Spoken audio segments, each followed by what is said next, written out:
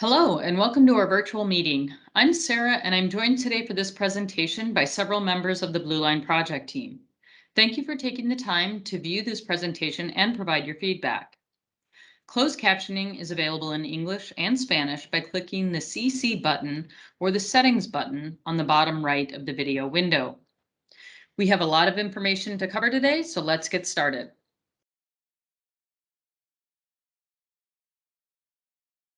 Here's the agenda for our presentation. We'll start by reviewing the project background and describe where we are in the planning process. Then we'll explain the light rail design considerations that have gone into the project's current conceptual design. We'll also walk you through the project's alignment from end to end. The presentation will conclude with a recap of the environmental analysis process and next steps for the project. If you are interested in more detailed information about a specific geographic area of the project, you can view the working group videos, which are also posted on this webpage.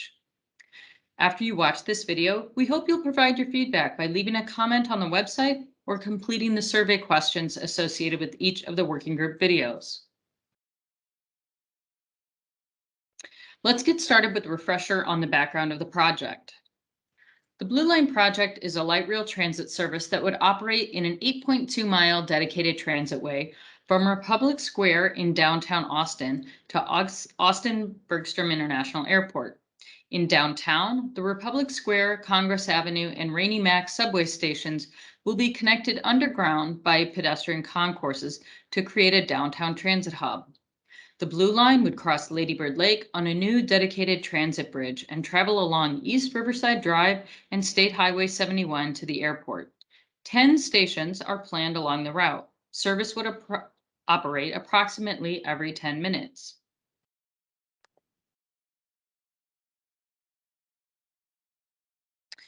This graphic is designed to represent the entire project life cycle with a focus on the phase we are in now, indicated by the shaded box. Prior to this phase, the orange and blue line locally preferred alternatives were unanimously adopted by the Capital Metro Board of Directors and endorsed by Austin City Council on June 10, 2020. In November of 2020, City of Austin voters approved an 8.75-cent tax rate increase to help fund the next phase of implementation for the system plan, which includes both the orange and blue lines, and allowed us to enter the phase we are in now, known as NEPA, or the environmental phase. Earlier this year, we shared some information with the community on the NEPA scoping process for both projects and explained what to expect over the next few years. We are now moving into the next step in the environmental or NEPA phase, which is the development of the draft environmental impact statement. After the NEPA phase is complete, the project can move into final design, and then construction and eventually testing and operation. An important aspect highlighted in the graphics is that public engagement will be conducted throughout this phase and future phases of the project. For more information about the project and the NEPA process, you can access the materials developed for our scoping phase outreach at projectconnect.com. Visit the Get Involved page and then scroll to the bottom to look at previous virtual meetings.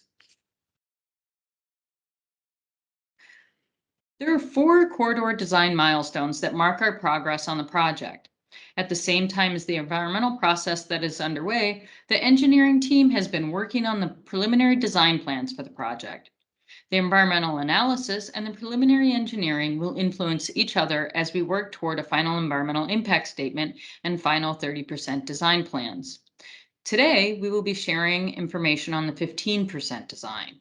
The 30% design is planned to be complete in the spring of 2022. The 15% design includes initial engineering alignments, estimated right-of-way requirements, and the identification of significant engineering and environmental challenges.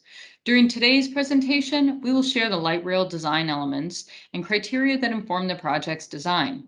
We will also discuss the constraints and considerations that have gone into determining options for solving complex engineering challenges in the corridor. These considerations and the community's input on the project's design, including station design and amenities, will be used to refine the engineering plans.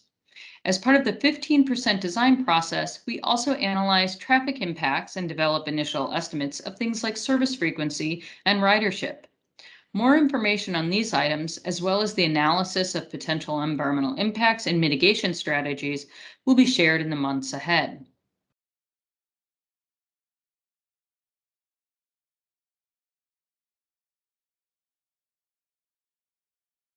To recap some of our recent engineering, environmental, and public engagement efforts, we have conducted right of way and utility surveys and coordinated with the City of Austin on planned roadway, bicycle, and pedestrian facilities and future development projects. We have also initiated archaeological, environmental, and historic resources field investigations. We have held 2 rounds of public meetings, including scoping meetings held between January through March and station alignment meetings in April and May of this year. This community input helps us understand community concerns and desires as we continue to design the project. More details about community engagement and the input gathered so far is on the Project Connect website. Now, Jason will go into more detail about the light rail design elements that have informed the 15% design. Thanks, Sarah.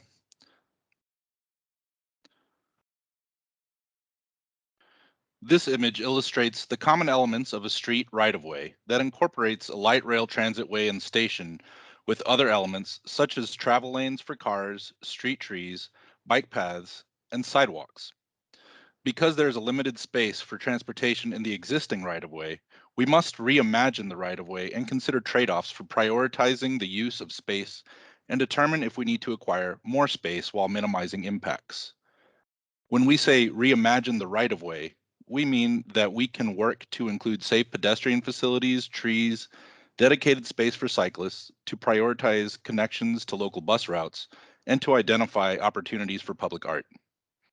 It's important to note that everywhere the light rail system will go and travel through the city, we're also looking to see how we can improve the physical fabric of the city in kind of a holistic way.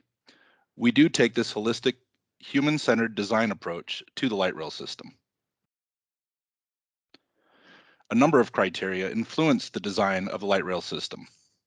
This includes the technical requirements of light rail transit, such as the space needed for the transitway, which is typically 28 feet wide, as well as the space needed for station platforms, the turning radius of vehicles, and more.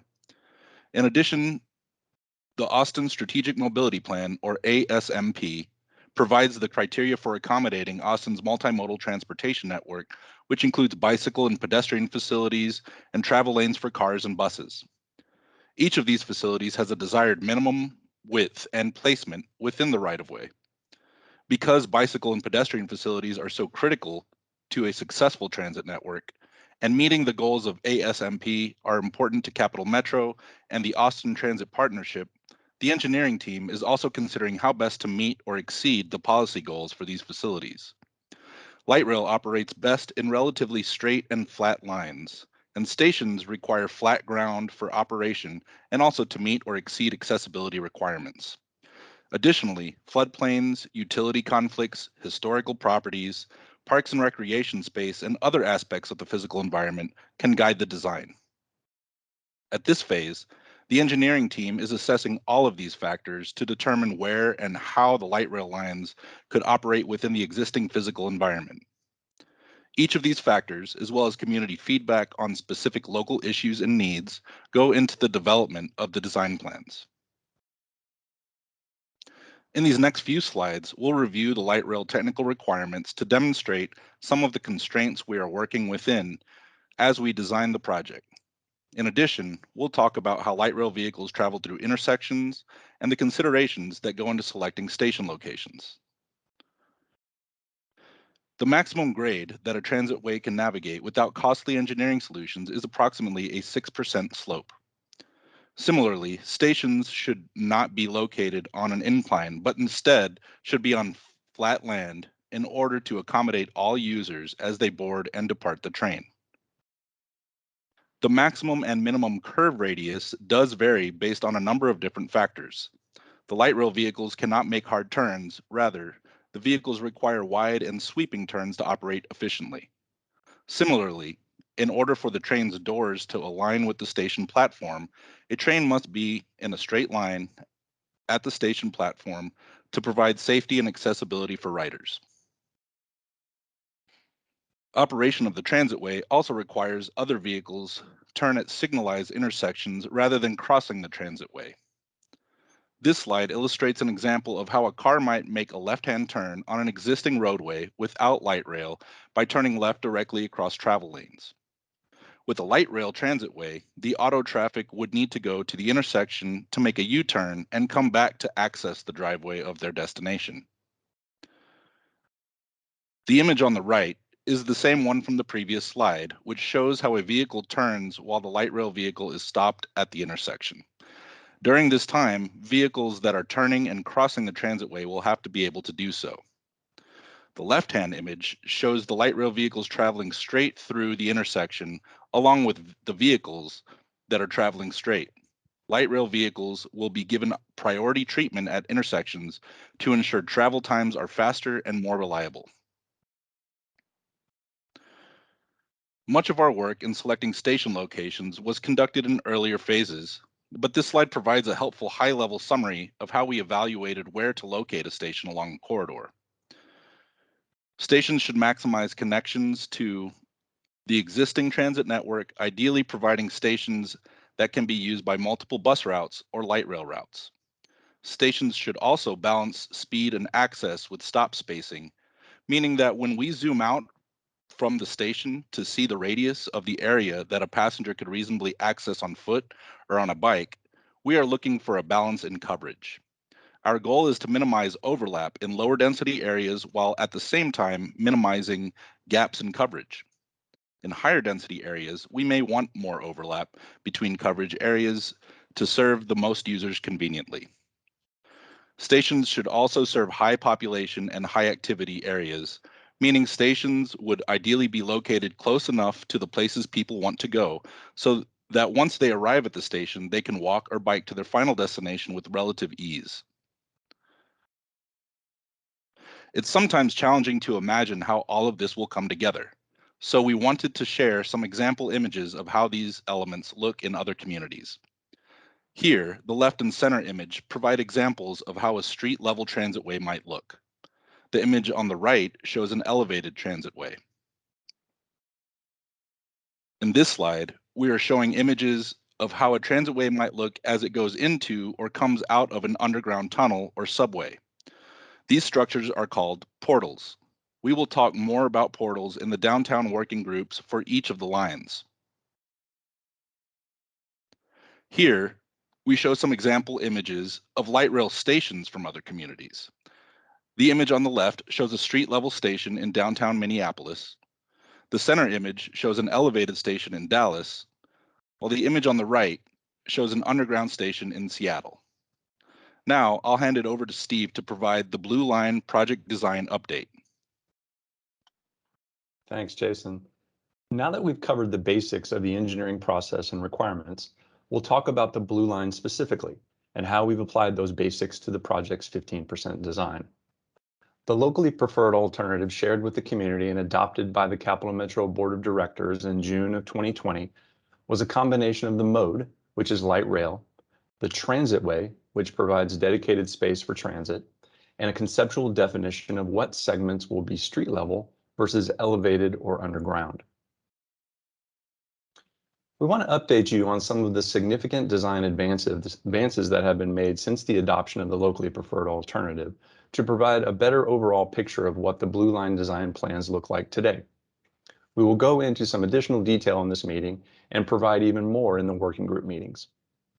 Starting from the airport on the right side of the slide, the Blue Line will transition from elevated at the airport to ground level near SH-71 and Highway 183 to avoid conflicts with large electric transmission lines. It will be elevated again for a short segment as it crosses over Highway 183 and then returns to street level as it approaches the Metro Center Station. Two options for the Metro Center Station are being evaluated. The Blue Line continues at street level along Riverside Drive and crosses Lady Bird Lake on a new bridge, which is the same vertical profile previously identified in the locally preferred alternative. As it reaches the north shore of the lake, the transitway drops into a subway, with the Rainey, Mack, and Congress Avenue stations located underground. The Republic Square, Congress Avenue, and Rainey Mack stations form the downtown transit hub, which is connected by a pedestrian concourse. On this slide, you'll also notice some icons that we've incorporated throughout the next set of slides. The blue rectangle with the word bus indicates that the station provides connections to local bus routes. The blue circle with the letter P indicates that we are currently proposing a park and ride at that station. A clear circle with a gold outline and a G indicates that the station provides a connection to the Gold Line, which is a Metro Rapid route in the initial investment. An orange circle with O indicates that the station provides a connection to the Orange Line, another light rail line in the initial investment. A clear circle with a purple outline and an M indicates that the station provides a connection to a Metro Rapid route. A red square with an R indicates that the station provides a connection with the Red Line. And finally, a green square with a G indicates that the station provides a connection to the Green Line. As you can see, though we are focused on the blue line in this presentation, we are considering how it would connect to other services within the existing and future transit system. These icons are carried forward throughout the rest of the slides. Over the next group of slides, we will be walking through a series of aerial views for the entire Blue Line project, and we will call out specific aspects of the project we want to bring to your attention. After that, we will break out into the working group sessions where we will walk through the actual engineering plans and pause as needed to explain specific aspects of the project and answer questions. We'll start from the eastern end of the corridor, beginning with the station at the Austin Bergstrom International Airport to the Metro Center Station. The first option for the Metro Center Station is just east of SH71 on East Riverside Drive. This graphic shows the second option being evaluated for the Metro Center Station, which is on East Riverside Drive just west of SH71 near Coriander Drive. Before we get started with the aerial views, let's do a quick orientation to the layout of the next group of slides. On the lower left-hand side, you'll see the name of the station or area we are focusing on. In the top right, you'll see a list of numbers and notes. When you look at the center aerial image, you'll see that there are also numbers that match to the corresponding note on the top right side of the page. Below the notes, you'll see a cross-section diagram. This is an illustration used to show what the right-of-way would look like if you crossed it at a particular location. For these cross-sections, blue indicates light rail tracks and stations. For this particular location at the airport, the cross-section includes the light rail tracks and station as it is elevated. But on later slides, you'll see other cross-section features, and I'll describe those when we get there. Finally, across the bottom of the slide, you can see the full Blue Line project to better illustrate what area of the project we are looking at. Now, to discuss this slide specifically, the airport station would be on an elevated transitway and would be located between the two existing parking garages you can see when approaching the airport terminal from Presidential Boulevard. It would provide convenient access to the future airport terminal expansion. From the airport station, the transitway travels along SH71 towards Highway 183. Moving west, we go around the airport property to where the transitway crosses on elevated structure over Highway 183. It then comes back down to street level on East Riverside Drive to State Highway 71. This cross-section shown in the lower right includes green areas, which indicate pedestrian and bicycle facilities. Generally, we look to provide separate bicycle and pedestrian facilities as well as tree and furniture zones. Where right-of-way is constrained, as it is here, we may reduce the tree furniture zone or consider a combined shared use path versus separate bike and pedestrian facilities. The dark gray or black areas indicate the travel lanes for through vehicles and turning traffic.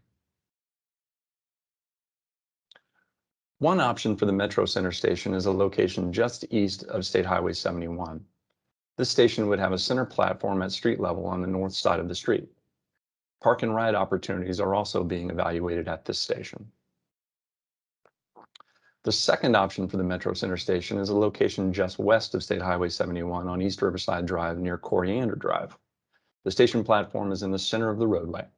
Park and ride opportunities are also being evaluated at this station.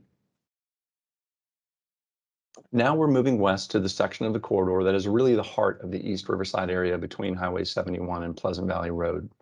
This area is a mix of single-family, multifamily, and commercial developments. The Montopolis Station is located just east of Montopolis Drive. The station is a center platform located in the center of the roadway with access to the station from both ends of the platform via the Montopolis and Vargas intersection crosswalks. Center platform is our preferred arrangement for the station here, based on a balance of considerations, including the alignment geometry, accessibility, right-of-way constraints, and impacts on adjacent properties, including residents and businesses. Also of note, there are new developments in progress in this area. The Transitway is center street running through this area. The Faro station has a center platform that may be accessed from both ends of the platform via the Faro Drive intersection crosswalk and a pedestrian crossing near Pinnock Drive. The next station is the Riverside station, which is near the intersection of South Pleasant Valley Road and East Riverside Drive. The design team is evaluating the potential to reconfigure the intersection in this area to create a transit hub and maximize the connection to Metro Rapid service, as well as the potential for placemaking and transit-oriented development. The concept shown here is for the Transitway to be positioned on the north side of the large median at the intersection with Pleasant Valley, with the westbound traffic lanes shifted south. We continue to evaluate additional intersection configurations to balance key considerations such as providing safe pedestrian crossings, connections between the Blue Line and Metro Rapid service along Pleasant Valley, traffic operations, and of course, safety. Other options could include maintaining the eastbound and westbound lanes in their existing locations and locating the Transitway in the center median in Riverside with an underpass where it crosses Pleasant Valley, then with a connection to a Metro Rapid station just north of the intersection on Pleasant Valley.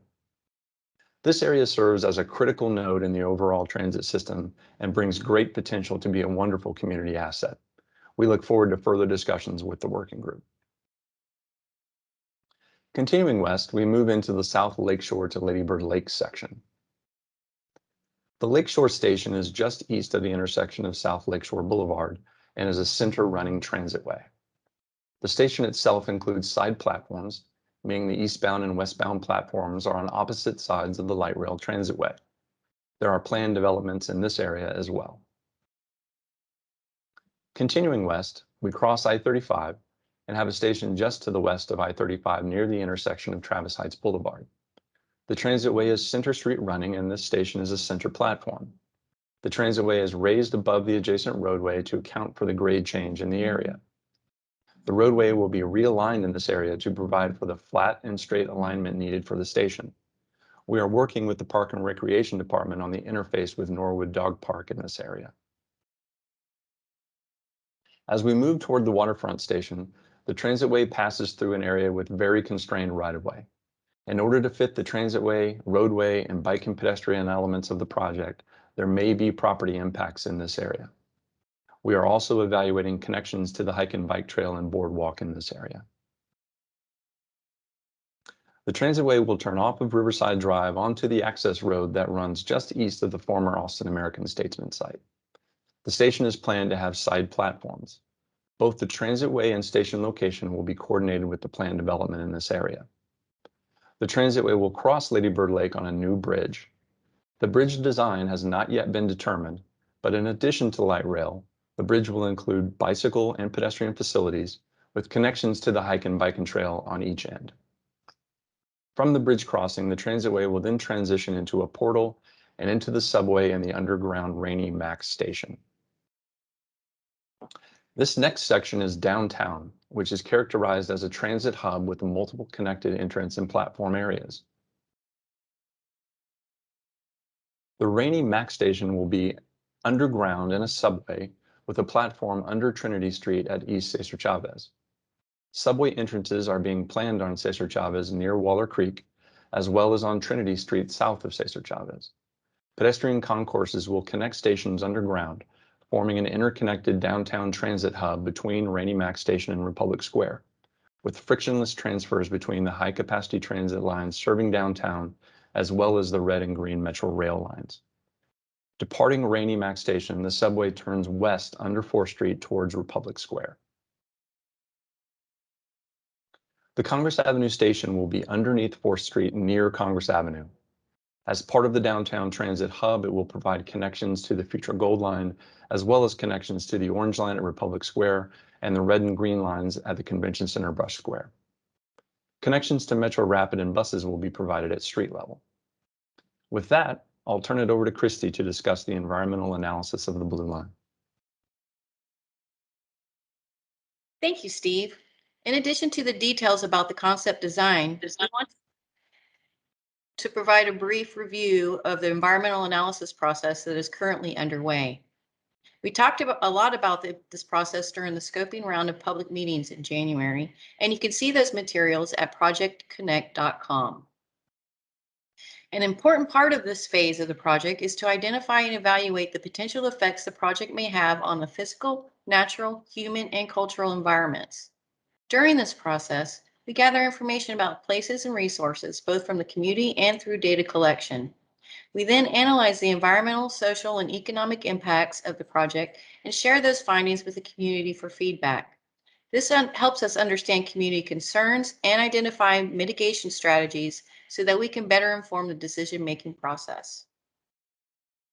On this slide, we've listed the environmental topics to be analyzed in the environmental impact statement. Some of these are self-explanatory, but some are less so. Therefore, we wanted to provide some additional details. For example, energy refers to the analysis of construction and operational energy requirements and the potential for energy savings. Noise and vibration refers to the evaluation of the noise and vibration caused by a transit system on nearby residences and other sensitive land use types, such as schools, hospitals, concert halls, recording studios, and places of worship, among others. Environmental justice refers to the study of potential disproportionately high and adverse effects on low-income and minority populations. Visual and aesthetic refers to the evaluation of how the project is seen by both users and neighbors. We want to hear more about what topic areas are important to you and any concerns or feedback you have. You can provide comments as part of the self-guided virtual open house that is online at projectconnect.com. We want to give you some additional details about what is coming next. These are some of the key milestones for the project. Looking ahead to next spring, we will come back with 30% design plans and complete our evaluation for the draft environmental impact statement. In summer 2022, we will complete the draft environmental impact statement documentation and the 30% design comment phase, and then submit for an initial rating from the Federal Transit Administration. In winter of 2022, we anticipate the completion of the final environmental impact statement, as well as receipt of the record of decision from the FTA. We hope that you will share the word with your friends, neighbors, and colleagues about this project so that they can visit the website to review materials and provide feedback. Feedback received by the project team on or before August 27th will be included in the official summary report for this phase of outreach. As mentioned earlier in this presentation, more details about the concept design are available in the working group videos on this website. Each video is organized by a geographic area. In the video, the engineering team will review the 15% design schematics, which are a technical tool used by the engineering team to develop and communicate the project's design. After each video, you can complete the questions below and tell us what you think about the project's design in that area, including strengths, weaknesses, and opportunities. Other ways to provide feedback include sending us an email at blueline@capmetro.org, mailing us your comment at Capital Metro, 607 Congress Avenue, Austin, Texas, 78701, or calling our project hotline at 512-369-7774.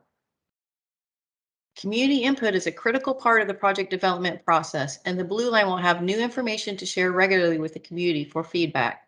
Stay up to date on the project developments by joining our email list, by visiting projectconnect.com and subscribing to the newsletter. Following Capital Metro on Twitter at CapMetroATX and the Austin Transit Partnership at ATP_org. Liking us on Facebook at facebook.com/capitalmetro and facebook.com/Austin Transit Partnership. Thank you again for your participation and ongoing involvement in the Project Connect.